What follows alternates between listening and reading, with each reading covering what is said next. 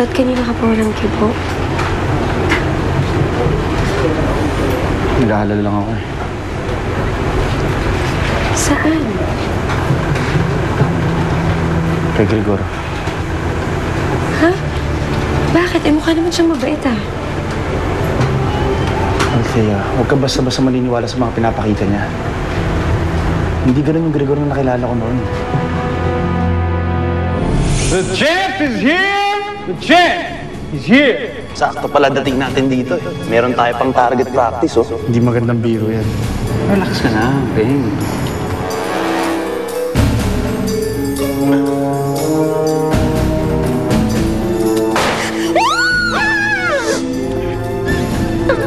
Nanay!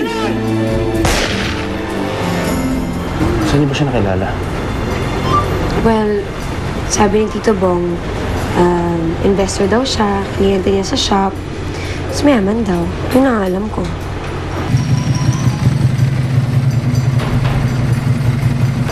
Althea, mangako ka sa akin. Mag-iingat ka sa kanya. Huwag kang mag-alala. Mag-iingat ako.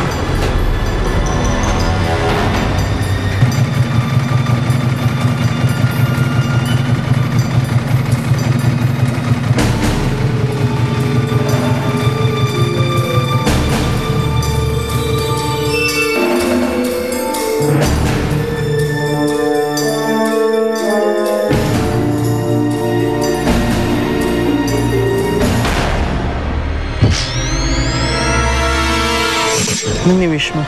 Winish ko na sana lagi kang masaya. Na sana maging okay na yung lahat. Ikaw, ano winish mo? Dalawang bagay. Yung isa para sa'yo, na sana makita na kayo ng kuya mo. Eh, ano naman yung isa? Sana makita ko na yung taong pumatay sa nanay ko na para may pagiganti ko na siya. Mag-isa ako? Kakayanin ko ba mag-isa si Captain Barbell? Huwag kang mag-alala.